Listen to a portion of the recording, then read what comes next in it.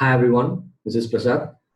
I'm a teaching professional working as assistant professor in Anna University, Chennai. Welcome to Skill Explore. Now we are going to see the topic called strength of materials. So it has two sections. Now we are going to see the topic on section 1. Okay. Uh, let's start the session with simple definitions. So a stress is the resisting force offered by the material for the applied force, for the externally applied force. So simply it is defined here that when some external force of when when some external system of force or load acts on a body, the internal force or set up at various sections of the body which resist the external force. This internal force per unit resisting area at any section of the body is known as unit stress or simply a stress. Okay, so from this we can understand that for every applied load here, okay, for every applied load here, there is a internal stress is set it up inside the material. Okay, so therefore we can say that the effect of the internal stress is equal to the effect of the external stress, that is the external force. Okay, so it is mathematically written as stress which is equal to the load by resisting area. This is the resisting area. So here it is actually loaded, therefore the resisting area is uh, the stress will be perpendicular to the resisting area. Okay, so next definition is strain. So strain, we also call it as the measure of response for the externally applied load. Okay, so it is simply called as it is the ratio of change in dimension to the original dimension. Okay, so here we can see a system.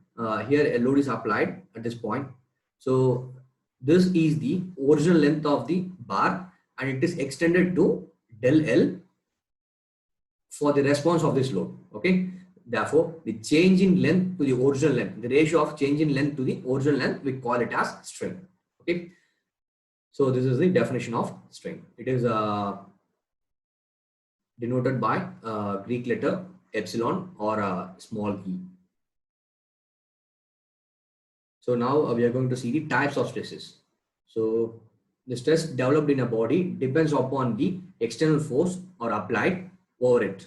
So on the basis, there are two types of stresses. So depends on the action of load and the direction of load, the stress we considering may varies. Okay, so for example, if you consider normal stress, why it is called as normal stress? See, here a body is subjected to a external load that is a pure pull. Okay, which tries to extend the body. Okay, which tries to extend the body. Such extension is caused is that such extension will induce a tensile stress in this body. Okay, so this type of loading condition will induce a tensile stress. Okay, so it is also a part of normal stress, since the resisting section is always lies normal to the stress area. Okay, is normal to the stress. So here due to the axial pull, tensile stress is induced here. So due to this action, so tensile stress is induced here. Even though it is a normal stress, we can categorize into two types depending upon the load nature. Here it is a tensile load. So the induced stress will be tensile stress, and here it is a compressive load. The induced stress in this cross section area will be a compressive stress. So the normal stress is divided into two types, which is tensile and compressive stresses. So the next stress is tangential stress. Okay, so why it is called as tangential stress? It is induced due to the tangential application of load. So in the previous condition, the load is applied in this direction. Okay. Now the load is applied tangent to the surface area. Okay. Sorry, tangent to the cross section area. So this tangential load will create a perfect shear stress, also called as a tangential stress. So that's why it is called as tangential stress. So next thing is bearing stress. So bearing stress is purely based on the contact pressure. Okay. So for example, it is the contact pressure between the separate bodies. Like if you fix two bodies with bolt or nut, bolt and nut or a pin, so the bolt experiences the bearing stress. Okay. So this is the definition of bearing stress. Here, let's talk about the stresses briefly. So when a body is subjected to two equal and opposite axial pull, remember that axial pull. So consider a body which is subjected to a pure axial pull on both sides. The stress induced in the body at any section is tensile stress. So the thing is, if you consider a section at this point, also the stress will be the same. Okay. If you consider this section here also, then the stress will be the same. So whatever may be the area, so which is normal to the action of load. Okay. So this area is called the resisting area for tensile stress. So therefore we have to write this load divided by this resisting area. So when a body is subjected to two equal and opposite axial pull, then the stress induced at any section of the body is known as tensile stress. So it is denoted by sigma suffix t. This is suffix t, which is equal to p suffix t divided by a. So the suffix t represents the nature of load. Okay, so it is tensile load. So next thing is compressive stress. So here, what we see in the previous slide is tensile. Here the exact opposite direction the load is acting. So this makes this whole body to get compressed. Okay. So in the same way, the induced stress will be a compressive stress. So if you consider this cross section area, then it will be a compressive stress. So so we can write it as sigma c, which is equal to the pc divided by a. So this is the value of this is the equation for a compressive stress. Okay, to calculate the compressive stress. So just acts exactly opposite. Here we can see that the tensile stress, which is due to axial pull, and here it is axial push. Okay, so this is the difference between compressive and tensile stress. So next thing is tangential stress or shear stress. Here it is a different thing that first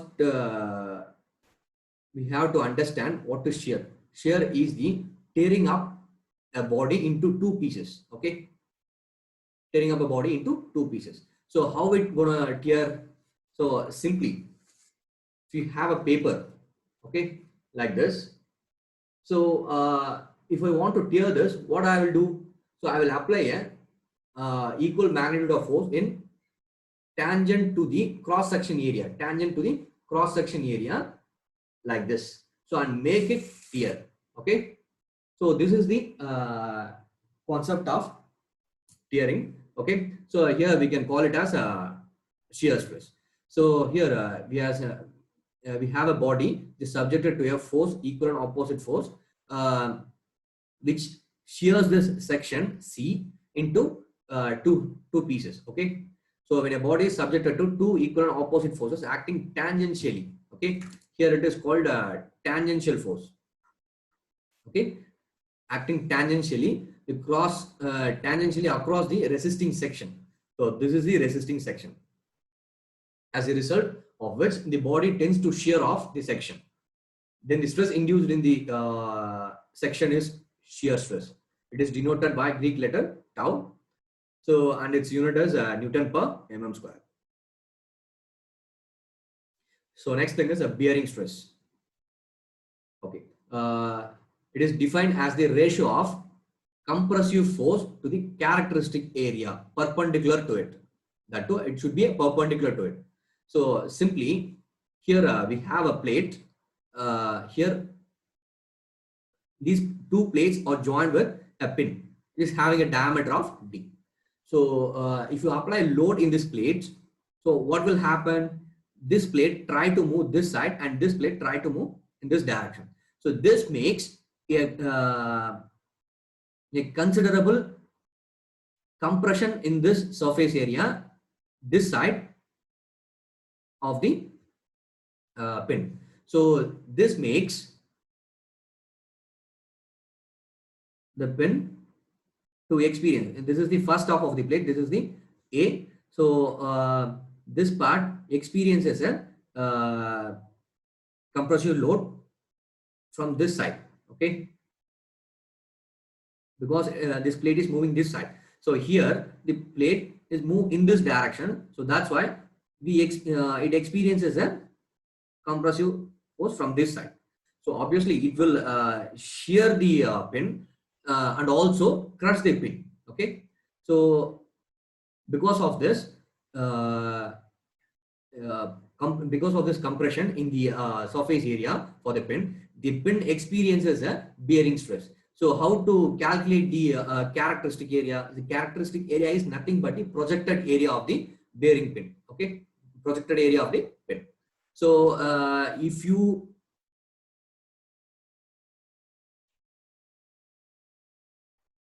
project a circular pin like this, so the projected area will be like a pure rectangle. Okay, so this is the height and this is the diameter. If the projected, then what will be the projected area? Same as height into d. So that is the thing we are going to calculate here. Here the pin experiences a projected area in the first half. Okay, and here the projected area in the second half from this side. So altogether we get a area. So just add these two areas and get a area of bearing stress which is applied. Okay, so this is the definition for bearing stress. So remember that it is due to the compressive force. Okay, this stress is induced due to the compressive force. So it is the ratio of compressive force to the characteristic area perpendicular to it. Okay.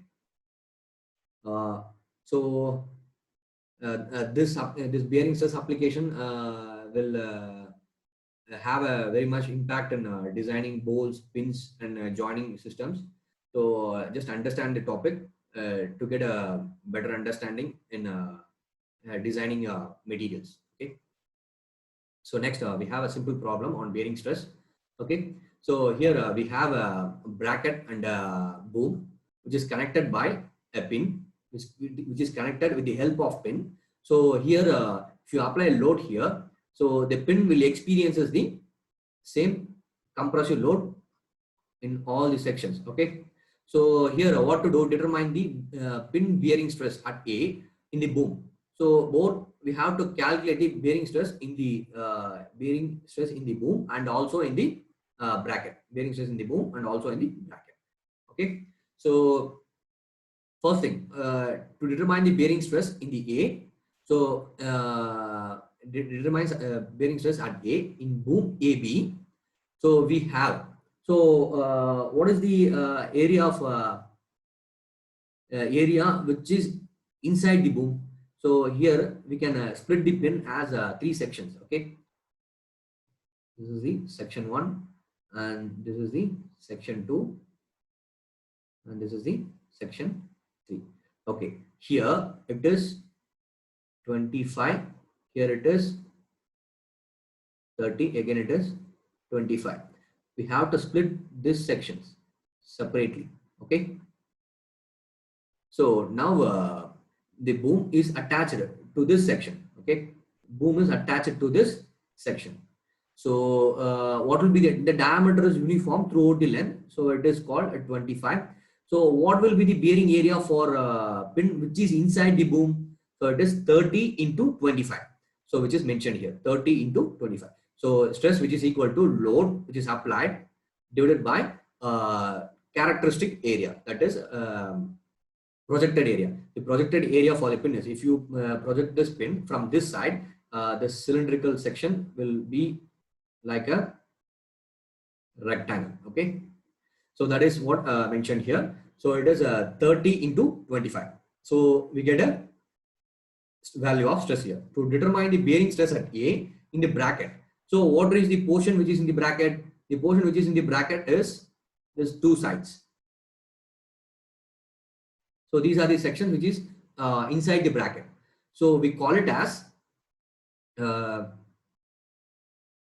25 plus 25. That is a 2 times of bearing area. We can write it as a 2 into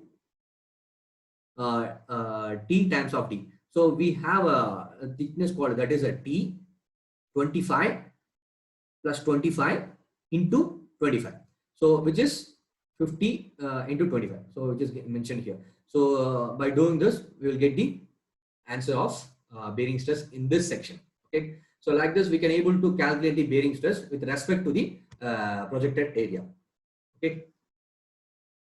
So next thing, types of strain. So we have 4 types of strains.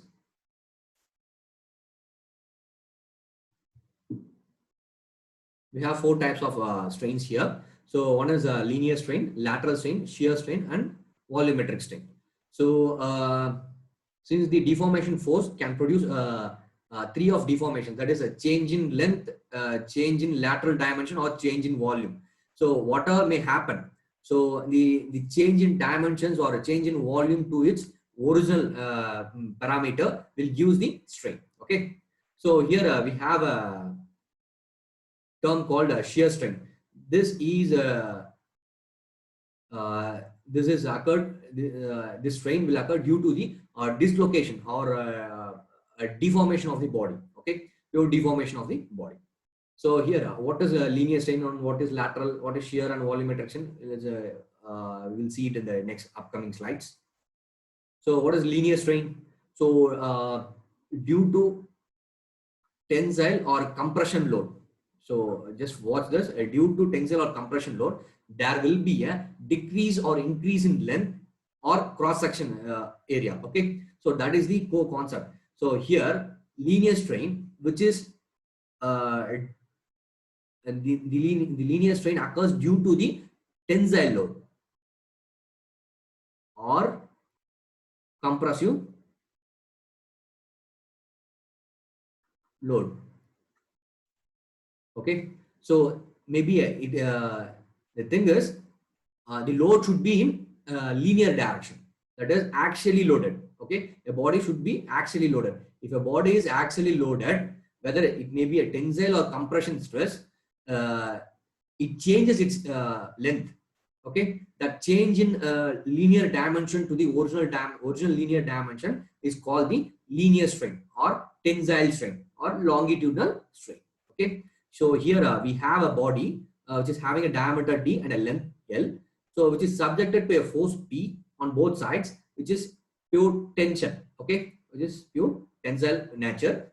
So it elongates the body and increases the length, that is del L plus L, which is the, so there is a considerable increase in the length, and here proportionally there is a considerable decrease in the diameter. Okay, which is having a diameter and it is decreased to D minus of del D. Okay, so here we can say that if a body is subjected to a pure tension force, this change in length to the original length, we call it as linear strain. Okay, the strain has no units because the change in length is also in mm and length is also in mm or meter. So both get cancelled and you have no units here. Okay, this is linear strain. This is due to application of tensile or compression load. Even if you apply a compressive load, if you just oppose the load from this side, then the diameter get increased, that is a D plus del D, and the length gets decreased, which is L minus of del L. Okay, L minus of del L. So this will happen if it is compressed. Okay, so this is the thing which is explaining the linear strain. So next thing is lateral strain. So the lateral strain is it is the ratio of change in lateral dimension to the original dimension. Whether if it is a compression or tensile load, this lateral strain will appear. Okay, so see a body which is here we have a body, a rectangular square body. Okay,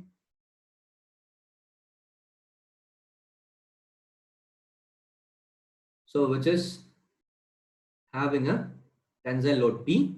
So if the body is extended, what will happen? The length gets increased and the width and depth will get reduced to a section which is mentioned here. Okay, here the thing is change in lateral dimension. The length is the linear dimension. This is the linear dimension. Okay, this is the linear dimension and this is the lateral dimension.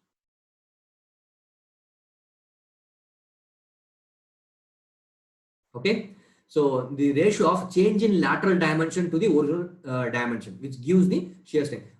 Here we have two lateral dimensions, which is width and depth. We can consider any dimension. Okay, if you take width, okay, then we have to consider the change in width to the original width. So that is the thing which is given here. So the lateral strain is change in lateral dimension to the original lateral dimension, which gives the value of lateral strain. Okay, if the body is subjected to an axial loading. Okay, so next thing is shear strain. Here we can see that a body which is dislocated from this point to this point, okay, in a angular direction. If you fix this body and apply the force from this side, okay, it will dislocate like this. So the angle of dislocation, okay, the angle of dislocation is called the shear strain. Okay, we can directly take it as a shear strain. So how it is happening? So here just consider this angle as pi. Okay, take this triangle outside.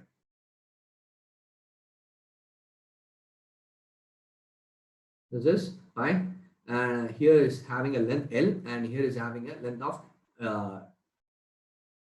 del L. Okay, sorry, or we can take it as a change in dimension. Okay, you can take it as a del X. Okay, if you want to calculate the cosine, which is equal to the tan pi, which is equal to the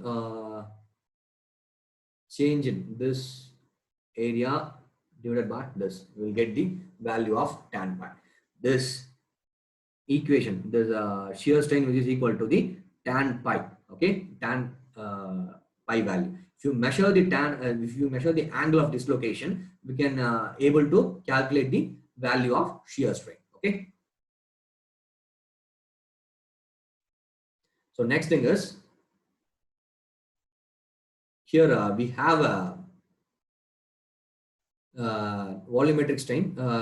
So here we have a condition that a body is subjected to a mutually perpendicular forces in all the directions. That is a force in X, Y, and in Z direction. Okay, in all the sides. Okay, in all the directions. So if this happens, this original shape of the body will get compressed to a size which is smaller than the actual one. Okay, so this body is like reduced volume. Okay, this body will looks like a reduced volume due to the application of this force. So now we can calculate the volumetric strain by ratio of, by taking the ratio of change in volume to the original volume. So just we can calculate the change in volume divided by the original volume of the body. Okay, so that gives the value of volumetric strain. When a member is subjected to stresses, it undergoes deformation in all the directions. Okay, hence there will be change in volume. It may be the volume may be increased or the volume may be decreased. If this forces act in outward from the body, then the volume will expand. Okay, The ratio of change in volume to original volume is called a volumetric strain. So which is given by the mathematical expression, is change in volume to the original volume.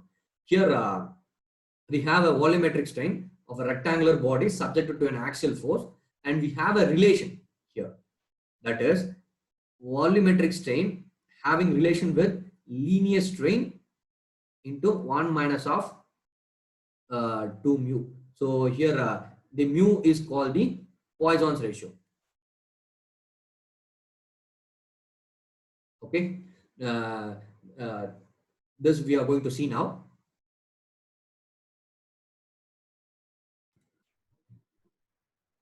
Here we can see that there is a term called a Poisson ratio. So let's see that in upcoming slides. Okay, so here we have a relation of volumetric strain and linear strain. Okay, so this is the relation which is obtained by derivation. So, and one more thing we need to understand is the volumetric strain EV, which is equal to the summation of all the strains in all the directions, which is sum of strain in X direction, Y direction, and Z direction, which gives the value of volumetric strain in the volumetric strain of a body. Okay. So next thing, Poisson's ratio. So the thing is, it is the ratio of lateral strain to the linear strain. It is the ratio of lateral strain to the linear strain. We call it as Poisson's ratio, and it ranges from 0 less than V, or you can call it as mu. So 0 less than or equal to mu, or is less than or equal to 0.5. So okay, it ranges from this point to 0.5. This is the maximum extent is 0.5. So the thing is, what is it exactly tells is, if a body is subjected to a tensile or compression force, the it experiences both lateral and linear strain for the applied load. Okay, so that ratio, if a body extends at a rate of 2%, at a rate of 2 or 5% in a linear direction, there is respective change in lateral dimension also, that may reduce up to 1% or 0.5%. Okay, that change in that the ratio of change in lateral dimension to the original dimension, which gives the value of Poisson's ratio. So every material, so if a body is subjected, it may be made of metal or non-metals or a rubber or anything else, those Poisson's ratio will have a constant range. Okay, that ranges from 0 to 0.5.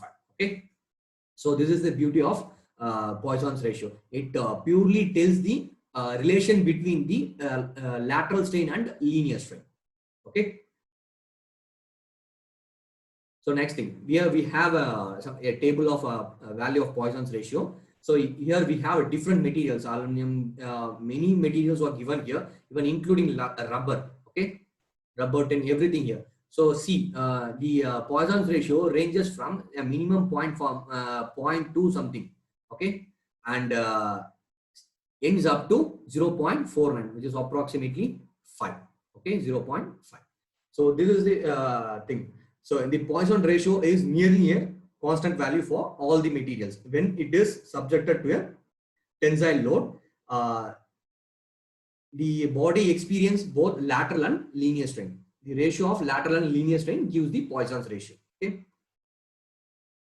So next thing, stress strain diagram. It is a very important topic in deformation of rigid bodies. For that, we have taken a ductile material to explain the stress strain diagram. Here, the stress strain diagram is plotted between stress and strain, having stress in x-axis and strain in stress in y-axis and strain in x-axis. So here in this plot, we can see that the curve starts from 0, okay, and goes linear up to the point P, perfect linear up to the point P. The point P is called the proportional limit. Okay, after the point P, if you keep on increasing the load, the stress induced in the material will start to increase, and the increase in stress just move to the next point called elastic point. Okay, this is called the elastic limit. Okay, so within elastic limit, the material can store energy, okay, and it will get regain its original shape after if you remove the load. Okay, within elastic limit, it will behave like an elastic material. Like if you stretch a rubber band, it will extend and store energy, and if you unload the rubber band, and it will come back to its original position. So the same thing will happen here for the material also. Okay, for the metals also. Okay, so up to elastic limit, this property will appear. So after the elastic limit, the material starts to yield. So here the thing is, the yielding is giving something extra bit. Okay, so here what is the point of yield? Here we have a two yield points, that is upper yield point and lower yield point. Here the yield point tells you that from this, at this point, the for the same value of stress, okay, for the same value of load, the material expands little bit more than the what it is expand below the yield. Okay, so this point is called a yield point. Okay, this point is called yield point. At this point, there is a strain called yield strain. So this is this region is called elastic strain. Okay, and up to this region is called strain of yielding. Okay, so from this point we can calculate that up to this is an elastic region. Okay, from point of yield, it starts to plastic region. Okay, it starts a plastic region. So what is a plastic property? So if you extend a plastic property, it will deform, but it can't store energy. Okay, so it will absorb energy to get deformation, but you can't able to get it back. The thing is, the deformation is permanently set. Okay, it will never come back to its original shape. Okay, this is the plastic region. Okay, so after going across the yield point, and it reaches the lower yield point, so it will at these 2 points the stress will be nearly the same, but the strain will get increased. Okay, this property is called strain yielding. This yield strain. So from the lower yield point, again the material starts regain some strength. Okay, so to reach the ultimate value. So to from after the yielding, it will regain some strength. So to resist some extra bit load after the yielding. So this point is called strain hardening area. So from here, it reaches the ultimate point, and it will require some extra load to do that. Okay, so this is the ultimate stress region. So at this point, the ultimate point is mentioned here. So after this point, the material will form necking. Okay, so after that point, the material starts to neck. That is, the deformation can be visually observed. Okay, so from this point, it starts to deform, and the load required to deform after the ultimate region is very less, because it forms the cross section area is get reduced. Okay, so due to this reduction in cross section area, the load required to elongate the body will get reduced. So the consecutive stress will also get reduced. So at some point, the material will get fractured. That is, it is dislocated and separated into two pieces. Okay, so this is the fracture region. Okay. Here there is another curve which is called the true stress strain curve. Here this curve is called the engineering curve.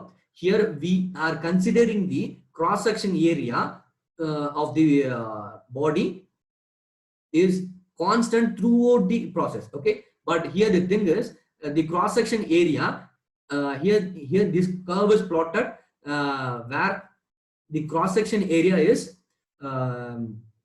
taken as the present cross section area, that is the respective cross section area. That is, if you cross this region, then a plastic region appears. Okay, here the cross section area gets decreased.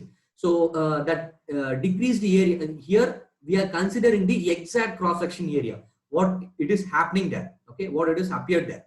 So that curve is called a true stress strain curve, and the rupture point for that is R dash. Okay, here there is a huge difference between the fracture of engineering curve and fracture point of rupture curve.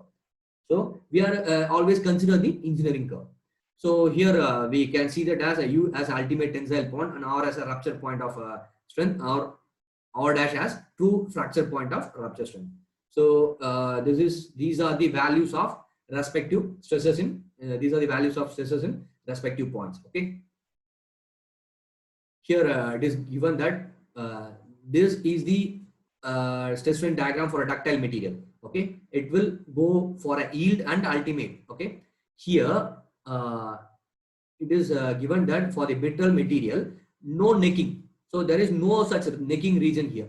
So if you plot the stress strain diagram for a brittle material, it just go like a more linear curve and directly fractures at this point. Okay, so it never gonna make you a yield point. Okay, so this is the brittle material curve.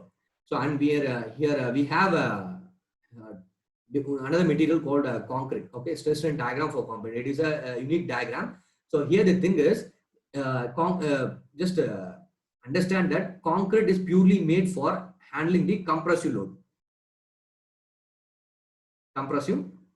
Okay, so if a concrete is subjected to a tensile stress, that is from this point it is subjected to a tensile stress. Okay, it will rupture at some point. So the concrete is more like a brittle material. It will extend and directly fractures here. Okay, rupture at tension. This is okay. And one more thing, if the same concrete block is subjected to a compressive force, then the curve will become in the negative side. So this is the positive loop, and this is the negative quadrant. Since the stress is compressive, the strain and since the the load is compressive, the strain and stress will also get in negative side. So here for the compressive stress strain curve, the concrete behaves like a linear up to some point, and after that it will again elongate and get rupture at some point. Here we can see that the strength of a concrete is more in compression than in tension. That's why our buildings are resisting good compressive load, even it is built up to 100 floors. Okay, so concretes are very good in compressive loading. Okay, so here we can see that there are 2 points here. Okay, so up to this points, this curve, even it is in tension or in compression, the curve looks perfectly linear. So this region is called a linear elastic range. So we have to load the concrete within this range. So we could not push the concrete beyond this limit. If you push beyond this limit, the concrete will get tension failure or compression failure. So we have to compress the we have to load the concrete within this linear elastic range. Okay, so keep it in mind, concretes are loaded within the linear elastic range. Okay, here we can see that a test specimen with tensile load, here it is a brittle material. Since it is a brittle material, the fracture area looks perfectly horizontal. It doesn't have any angular shape. Okay, it doesn't have any angular shape. It doesn't form any deviation in cross section area. Okay, much deviation in cross section area. It will exactly break like this. Okay, so next thing is strain diagram for different materials. So we have some 2 or 3 materials here. So 2 materials, which is low carbon steel and aluminum alloy. And we can see here that a test specimen which is subjected to a load P on both sides. Okay, here we can see the neck formation. Okay, neck formation. After the neck formation, at some point, this neck is separated into 2 parts, which is failure region. Okay, so and forms a cup shape here and a cone shape here. So this is called the cup and cone structure. This happens only in ductile materials. Okay, this happens only in ductile materials. Okay, here we have a tensile stress P, which is acted on this test specimen, and it got neck, and again after necking it will get into 2 separate pieces. Okay, here the test specimen, we can see that this necking is visibly seen after the ultimate stress. Okay, so here we have a low carbon steel and aluminum alloy. So there are 2 different types of stress strain curve here. So obviously it is right that every material has its unique stress strain curve. Okay. So here within this, up to the strain value of 0.0012, it is the elastic region. Okay. After this, this is the yield region. Up to 0.02 is yield region. Here it is strain hardening. As I said early, after the yield point up to the ultimate point, the material will gain some energy. Okay, gain some strength to store some energy. Thus, that gaining is called a strain hardening. Okay. After that ultimate point, it will start necking. So visible necking. Okay. So this is the point of rupture. So we can see that a low carbon steels stress strain curve, and here is the aluminum alloy stress strain curve. Here the yielding is very minute. This yielding is very minute. It doesn't change the much strain in this. So yielding is very negligible. So it will go to up to some yield ultimate point and then come back to rupture. Okay. So next thing. So here the behavior of a stress strain diagram. So here we can see that this region, the area covered under the region of elastic, under the region of elastic point is called the strain energy storing point. Okay. This area gives the quantity of strain energy stored in the material. Okay. So this is elastic behavior, and yield is rest of the part is plastic behavior. Okay. So it is given here that how a stress strain curve behaves in different points. Okay. So here we have seen a stress strain curve for different materials plotted in a single stress strain curve. Okay. So here for the pure iron, the maximum stress value is very less. Okay. Iron. Here the carbon steel will have some value. Okay. So and the high strength low alloy steel will have some strength here. Okay. And quenched, that is heat treated. This is treated. Okay, this is heat treated. If you go for a heat treatment or processing the material strength, so it will gain some more strength, and that will leads to increase in ultimate point. Okay, ultimate strength of the material. So we can see the different stress strain curves for different materials. Okay. So next thing, so these are the results of a stress strain diagram. So here we can see that from the stress strain diagram of a tensile stress, we can able to calculate the elastic modulus, which is the very important property, and the proportional limit, yield, and ultimate from the stress strain diagram itself, and percentage of elongation and percentage of cross section, percentage of reduction in cross section area. Okay, so these are the things we can able to calculate from the stress strain diagram. Okay. So here we have a stress strain diagram result. So a mild steel rod of a 12 mm diameter was tested to a tensile strength with the gauge length of 60 mm. It is having initial length of 60 mm, and following observations were recorded. These are the things which is observed in the tensile test. So the final length is 80 mm and final diameter is 80 mm. Here we can see that the 12 mm diameter is reduced to 7 mm, and 60 mm length is increased to 80 mm. So for the respective loads, the yield load is 3.4 kilonewton and ultimate load is 6.1 kilonewton. So what is to calculate here? Yield strength, ultimate strength, and percentage reduction in area, percentage of elongation. So here we can see that we all know that stress is equal to load by area. So if you apply a yield stress here, yield load here, then we get the yield stress value. So yield load divided by cross section area. We have to consider the cross section. As I said earlier that in engineering stress strain calculation, we consider the cross section area as a constant throughout the process. Okay, so that's why we have to consider the original cross section area. So we have taken pi by 4 12 square. So we get the value of yield stress. So similarly, if you apply the load of if you apply the load at the ultimate point, so we will get the value of ultimate stress value. Then the percentage of elongation. So the percentage of reduction, the percentage of reduction in area, which is equal to the A naught minus of A divided by A naught. So this is the value of percentage of reduction in area.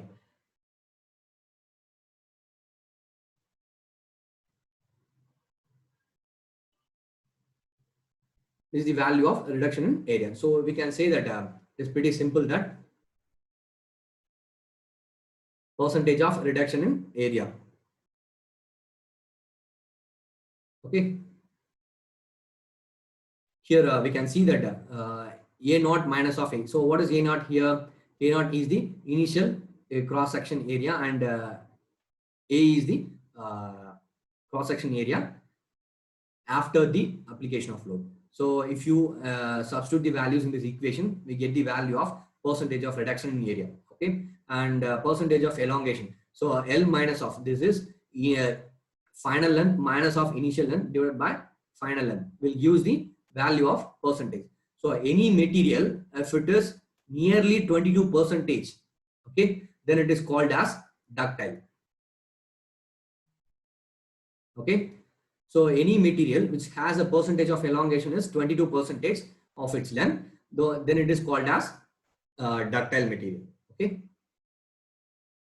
here we have another problem which have the same values. So here the thing is, we have to calculate the elongation as the same method, and reduction is in same method, and tensile stress in the same method as we said earlier. And here it is extra thing is here it is given that fracture strength. So it is a loaded fracture is given here. Okay, loaded fracture is given here. So and also we can measure the cross section area at the fracture. Okay, so at the point the fracture is, and the gauge length at the fracture is 65 mm, and the diameter of the fracture is 8 mm. So we can directly use that. So even though it is it is given that the fracture diameter is given, we have to consider the initial area only. Okay, so it is given here. So we have calculated the fracture strength. So here we have a elastic recoverable strain. So we need a concept called Young's modulus. Let come back after explaining the Young's modulus. So here it is a Hooke's law. It is a very important topic in stress strain diagram. So here it is a stress strain diagram for a ductile material. In this, up to this point is elastic region. We already see that. Okay, within elastic limit, the stress is directly proportional to strain. So this is the elastic region where we can store energy and regain the energy from the material.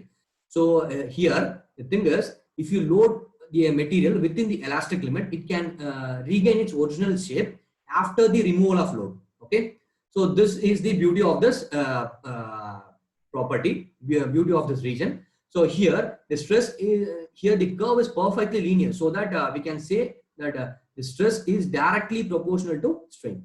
So we have a proportionality here. To remove this proportionality, we are implementing a concept. We are implementing a constant called Young's constant. This constant relate the stress and strain value. Okay, here this constant is called Young's constant, and it tells the property of elasticity. Okay, or modulus, or we can say that as a property of elasticity. Okay, so it is in Newton per mm square. So Hooke's law states that when a material is loaded axially tensile within elastic limit, the normal stress is directly, look at this, normal stress is directly proportional to the linear strain, like this. If you extend the body in this direction, okay, the normal stress acting to this cross section area, okay, to the linear strain, the ratio of normal stress to the linear strain, which gives the value of Young's modulus. So it is a very important property which is obtained in tensile stress, which is obtained in tensile testing. So now we come back to this problem here. So we have seen here that a recoverable elastic strain at maximum load. So we have seen that what is the recoverable elastic, what is the strain here? Strain which is equal to the, which is elastic strain which is equal to the stress divided by area. So what is this? What we can say that maximum load at maximum load. What is the maximum load here? it is 70 kilonewton is the maximum load. What is the stress due to that load? Which is 891 megapascal. So we can take the ultimate stress here and the cross section area here. So to get the value of strain. So here we can say that so a strain which is strain which is equal to the stress by Young's modulus. Stress by Young's modulus. Since we know that stress which is equal to the Young's modulus times of strain. From this, we can get strain which is equal to the stress divided by Young's modulus. So it is given here that strain which is equal to the stress at ultimate point divided by Young's modulus of the material. So what is the stress here, which is 891 into 10 power of 6 divided by what is the strain here? What is the Young's modulus here, which is 200 gigapascal, which is given here. Using this, we can able to calculate the elastic strain, that is maximum recoverable strain. We can calculate here. So here there are three moduli, which is the relation between modulus of elasticity, modulus of rigidity, and bulk modulus. So there are three modulus. One is elasticity, modulus of elasticity, which represents the ratio of tensile stress to the tensile strain. That is, it is the ratio of normal stress to the linear strain, or tensile strain. So it is the ratio of normal stress to the tensile strain. So here the shear modulus. What is the shear modulus? The same thing. This is also within the elastic limit, and the shear strain. All the three modulus appears. All the three modulus are calculated within the elastic region. So within elastic limit, shear stress is directly proportional to the shear strain. Here the same concept is appeared here. The shear stress is directly proportional to shear strain. To remove the proportionality, we are introducing a constant called rigid modulus. Modulus of rigidity, which is denoted by C, N, and also in G. So this is the ratio. So we can from this we can calculate the value of shear modulus. It is also an important property while considering shearing. Next thing is bulk modulus.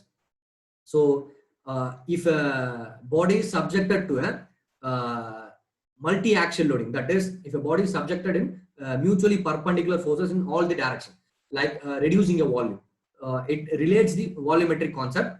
So when a body is subjected to three mutually perpendicular forces, the stress of equal intensity when the ratio of direct stress to the corresponding volumetric strain is known as bulk modulus.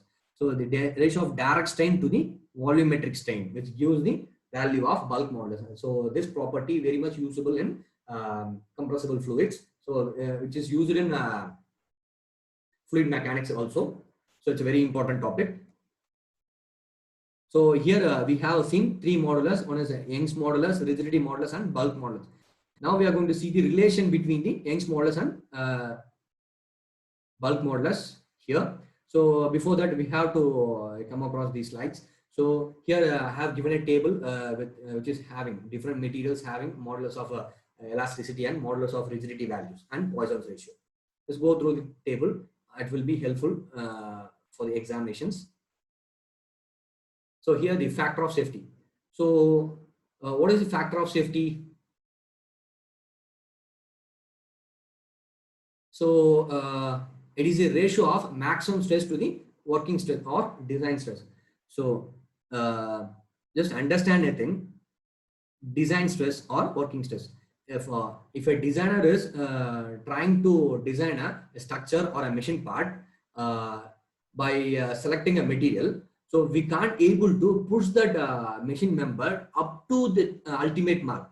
If you push the material up to the ultimate mark, the material will get distorted or it may deform from its original shape. That will lead to the failure of the machine component. So the designers will restrict the loading condition well below the point of ultimate strength or yield strength.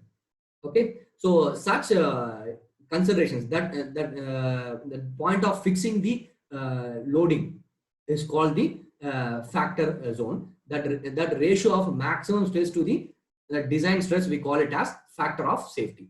So here we call it as when designing a machine part, it is desirable to keep the stress lower than the maximum value. So to avoid failures, okay. So this stress is known as working stress. So which is the fixed stress. So we designer has to fix the working stress. Okay. So that we can restrict the loading conditions. So within the limit. Okay. So the factor of safety differs with respect to the ductile and brittle material. For the ductile material, we should not go beyond the field. The maximum range is yield point, because after the yield point, the plastic region appears for the ductile material. If you reach the yield point, what will happen means the material may move on to the next plastic region. Okay, so this will set a permanent deformation in the material. So that's why we have to keep well below the yield point for the ductile materials, and for the brittle materials, it don't have some yield point. So we have to restrict the material below the ultimate stress value. Okay. So this is the concept of factor of safety. These are the conditions, these are the considerations of a factor of safety. So the thing is uncertainty of materials, and the property of materials may differ, okay, with respect to the conditions.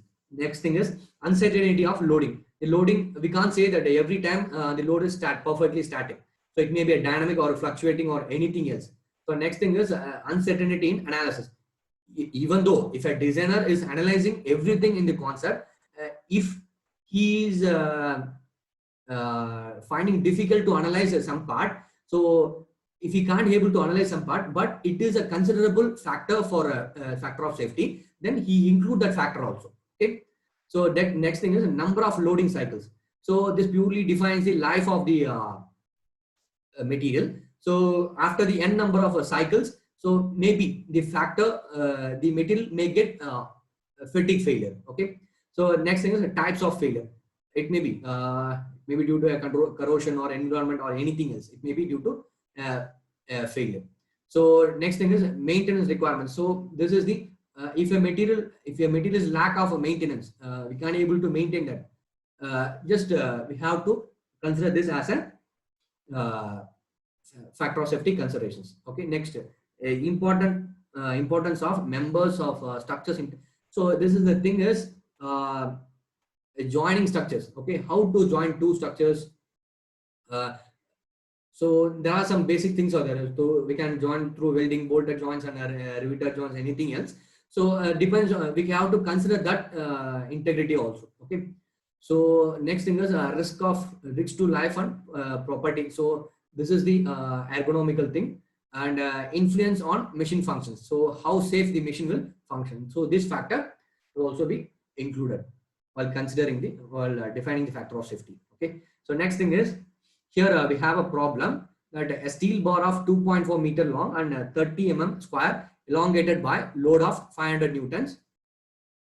So if Poisson's ratio is 0.25, find the increase in volume. Take modulus of Young's model, that is modulus of elasticity is 0.2 into 10 power of 6 Newton per mm square. So all is given here. What to do is find the increase in volume. So we have an equation that change in increase in volume, that is del L. So we know that change volumetric strain, which is equal to the change in volume to the original volume. If you want to calculate the change in volume, we have to rewrite this equation as like this. So we have to calculate the volumetric strain and volume. So what is the volume? Area into length, which gives the volume of the structure. And what is Young's modulus? So what is the volumetric strain here? So we have a relation with volumetric strain, that volumetric strain, which is equal to the strain of a linear into 1 minus of 2 mu. So this is the relation between volumetric strain and linear strain. So using this relation, we have to calculate the volumetric strain. So like this. So we know that Young's modulus E, which is equal to the stress divided by strain. So stress, we call it as a P by A divided by E. So after applying this, we'll get a linear strain here. So using this linear strain to calculate this value, so we'll get the value of volumetric strain here. So this volumetric strain again used to calculate the change in volume. Okay, here the volume is the change in volume is calculated here. Even sometimes this volume may get in negative values, so that negative sign indicates the reduction in volume. Okay, the positive sign indicates the increase in volume. So we can judge this change in volume by the respective signs. Okay, so next thing is relation between the rigidity modulus, bulk modulus, and Young's modulus. So here we have a relation which is obtained by some derivation. So we don't need the derivations now. So just move on to the expressions. So these are the three expressions which relate Young's modulus and rigidity modulus, Young's modulus and bulk modulus, and this is the relation which is generated without the effect of, by eliminating the Poisson's ratio. If you don't have the Poisson's ratio value also, we can able to calculate the relation between E and K. Okay, E-G-K relation. Okay, so this is the thing. Here we have a small problem. So that it is given that elastic modulus, that is elastic and shear modulus, is given here. So using that we have to calculate the Poisson's ratio. So it is easy to calculate that. If you use this relation, substitute the values here, we can get the value of mu. So next thing is extension or shortening of a uniform bar. Here we can see that a bar which is having a uniform cross section, okay, uniform area at a length of L. So it is subjected to a load P, and this length will get elongated here. So the rate of this, if you want to calculate the elongation, we have to apply the Hooke's law rule. Okay, so we all know that from Hooke's law, stress is equal to the Young's modulus into respective strain. So from this we can say that E, which is equal to the stress divided by strain. So we all know that what is strain here?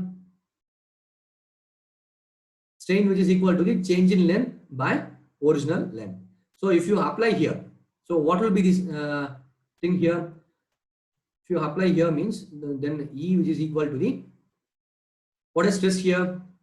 Stress which is equal to load by area. Okay, so it is given here that P divided by area, okay, divided by change in length by original length. If you rearrange this equation for change in length, we get change in length which is equal to the PL divided by AE. So this is the equation which is given here. This is very important equation to get a elongation of bar, that is a deflection of the bar. Okay, it's very important, PL by A. So just remember this equation. For this is for uniform cross section. Okay, we can calculate the change in length by applying this. Okay, so here we have a small problem that if a rod is subjected to a mild steel wire having 5 mm diameter and 1 meter long, which is subjected to a force of 10 kilonewton, and its cross section area is calculated here. Elastic modulus is given here. So therefore the elongation is 2.25 meter. Applying all this thing in this equation, so we get the value of 2.55 mm. So here the thing is bar with cross section varying in steps. So this is the varying cross section problem. Here the cross section area of bar is differs. Okay, here with respect to the section, the cross section area of bar is differs. So the load which causes the deflection in each area will get differ. That is, deflection in area 1 is del L1, this is del L2, and this is del L3. So to calculate the total deflection in the body, okay, this is the total length. Okay, to calculate the total deflection, that is capital del L. So we need to add all the deflections like del L1, L2 and L3, which is given here. So total deflection which is equal to the del L1 plus L2 plus del L3. So respective formulas are given here. Here we can see that the load is constant, okay, and the material property is constant since it is a single material.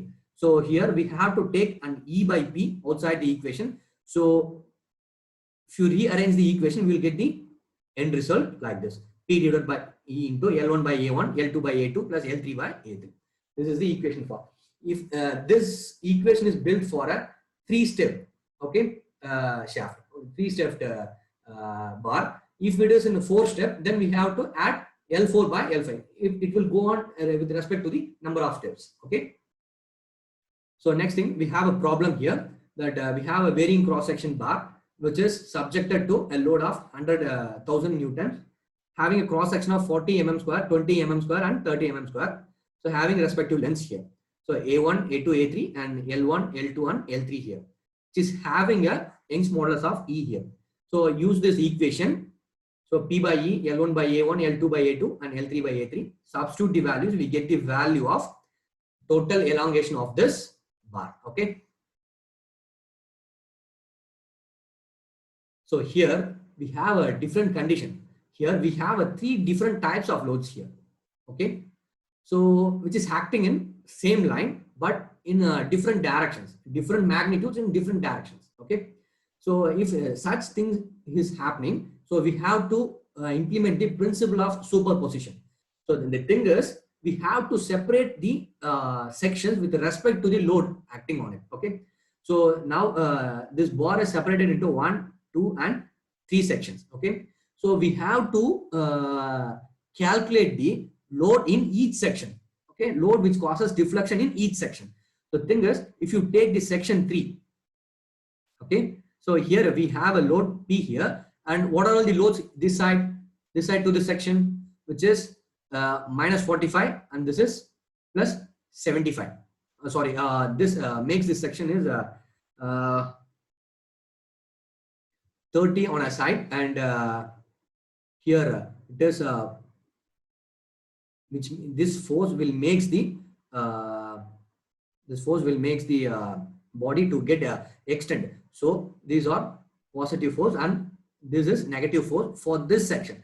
So if you add this one, so what you get here is this is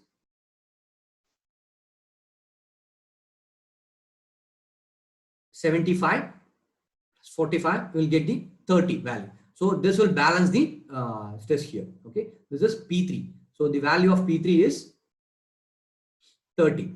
So which causes the section 3 to get extended. Okay. So and the second section, if you consider this section, okay, what are all the forces acting this side? A force which is acting here, which is 45, and here it is 30, and here it is 75. So if you solve this, you will get a value of P2 here, which is minus 75. Here the body is compressing. Okay, it gets compressed due to the two loads. Okay, this is 75 on this side and 45 on this side. If you just minus this one, what we get is minus 15. Okay, so this body will get compressed here. Okay, it will get compressed. That's why it is mentioned as 15 here. And let's move on to the last section. So here this section is A. Okay, so what are all the forces this side? So this is 30, 45, and it is 75. If you equate this one, so we will get a value of 60, which is placed here. Okay, so which will makes this section to get elongated. Okay, so with respect to this section, we have calculated the values of load, and using this loads, we have to calculate the total elongation. So we all know that elongation equation. So in this, the P is different for the each section. So we have to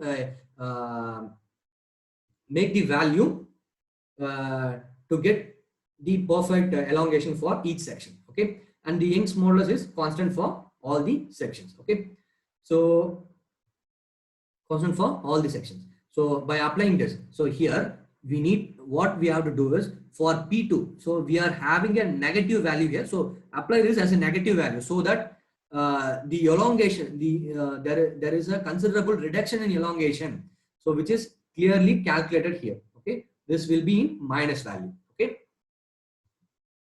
so after applying this, we will get a value of 75.9 into 10 power of minus 3 inches. Okay, so this is the method of applying principle of superposition.